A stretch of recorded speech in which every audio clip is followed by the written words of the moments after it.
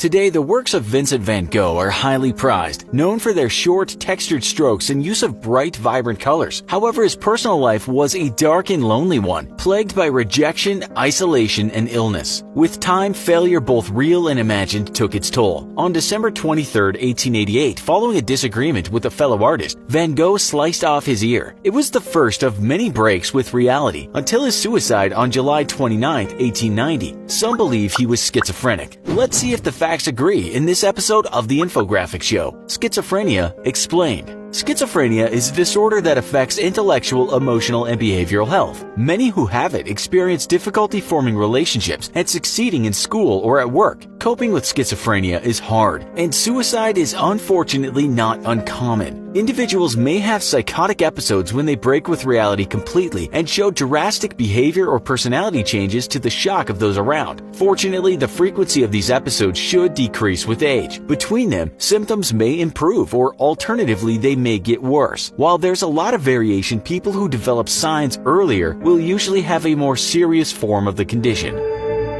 Some psychotic illnesses may appear soon after birth. This is not the case with schizophrenia. In fact, many can go their whole childhood without anyone suspecting a thing. Cases have been seen among children over the age of 5, but it's much more likely to strike during or after adolescence. The average age that signs appear varies somewhat by gender. Most men experience symptoms between their later teenage years and early 20s, while a majority of women show signs in their late 20s to early 30s. It's uncommon for someone to be diagnosed who's much younger or older than this. Many will go through a prodromal period where the condition has begun but before it's fully developed. This can last as little as days or as long as years, and due to its subtlety is hard to notice. It generally involves some struggle with friends and academics, as well as challenges with sleep, focus, and mood. Many will isolate themselves or withdraw from those around them as they experience strange thoughts and fears. Over time, the condition will grow worse. Symptoms must be serious and last long enough for an official diagnosis. There are many different symptoms that can be present. These are grouped by category and are either positive, negative, or cognitive. In most instances, the positive symptoms of hallucinations and delusions alone are sufficient to indicate schizophrenia. Positive symptoms are things that are added to an individual's personality, and contrary to what their name suggests, have negative consequences. These include hallucinations, or when someone either hears, sees, feels, tastes, or smells things that are not actually there. Although others can understand these things are not real, the one who is hallucinating cannot. This is often accompanied by the additional positive symptom of delusions, or unusual things that the individual is convinced are true despite facts to the contrary. Delusions may be in part due to difficulties with recalling, focusing on, or processing information.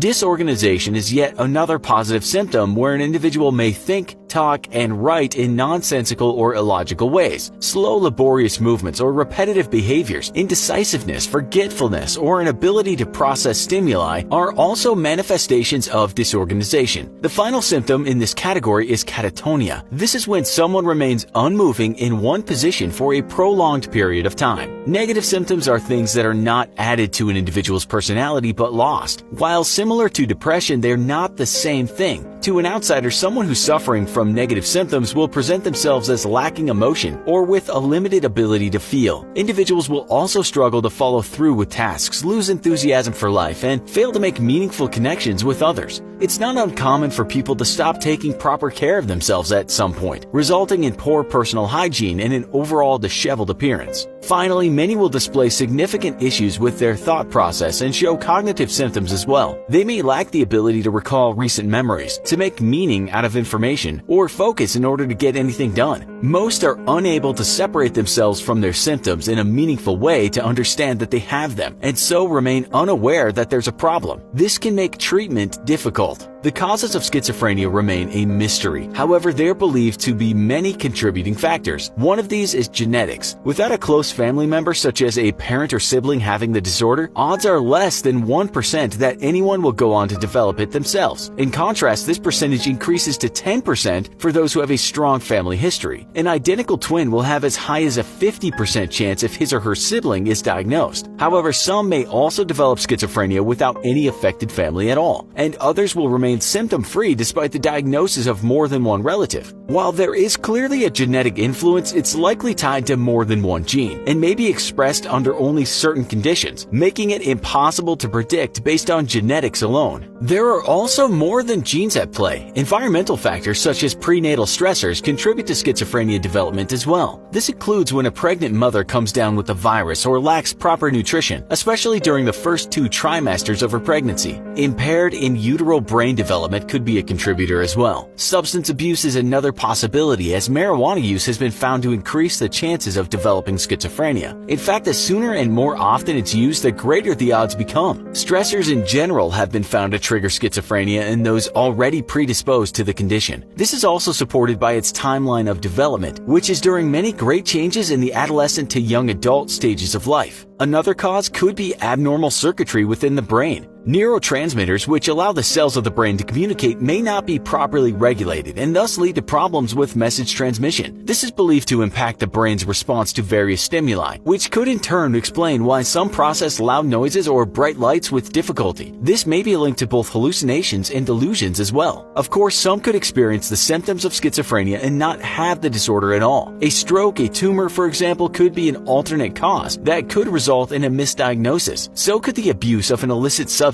such as cocaine. For this reason, medical professionals often rule out these possibilities before coming to a conclusion. Blood analysis and brain imaging will ensure that there's not another reason, either physical or chemical, to blame. If nothing's found, it will be up to a psychiatrist or psychologist for diagnosis. Once a diagnosis is made, treatments can begin. Treatments are not a cure. However, they can manage symptoms. Options for treatments include medications such as antipsychotics, therapy to learn coping techniques, and hospitalization for those who need it are additional options as well. In addition to these, electroconvulsive therapy and deep brain stimulation are alternative procedures in which the brain is shocked or stimulated to change and improve its function. Unfortunately, most with schizophrenia will live a shorter life. This is in part due to a high incidence of conditions developing along with it, such as diabetes or heart disease. This is also because of a tendency for those with the disease to become suicidal or engage in self-harm. In fact, suicide is the leading cause of premature death among the schizophrenic population. Even with this information, the question of whether or not Vincent van Gogh suffered from schizophrenia cannot be determined with absolute certainty. However, an educated guess can be made by looking at his life and the accounts of those who knew him. Evidence suggests he had problems when just a teen, and the beginning signs of the disorder. At age 14, he dropped out of school, never to go back, and left his friends behind. He was dismissed from his job at an art dealership, and although he did work as a preacher for a time, his contract was not extended. He tried to study theology, but could not focus long enough to succeed. Unable to keep a job or continue his education, he relied on his brother for support. He also went back and forth between moving in with his parents. His love life was less than a success as well, and he struggled to connect with others. He fell for his cousin, who did not return his affection, and after a failed relationship with a prostitute, lived with his parents once more. Eventually, he moved to the French countryside, where he hoped others would come to stay. Only one did, Paul Gauguin, who quickly wanted to leave. Vincent took his abandonment to heart, and hearing voices in his head, he sliced off his ear in what was likely a psychotic break. Following treatment, he admitted himself into a psychiatric hospital, where he had another episode and ate paint. After Vincent left the hospital, he began to worry about his financial future as well as his health. On July 27, 1890, the stress was too much. He walked into a wheat field and shot himself in the chest, dying 2 days later. Like many with schizophrenia have done, he took his own life. For those reasons and more, many think Vincent displayed the traits of a schizophrenic. Do you agree? Let us know in the comments. Also, be sure to check out our other video called "Why Do People Go Crazy in Solitary Confinement?" Thanks for watching, and as always, don't forget to like, share, and subscribe. We'll see you next time.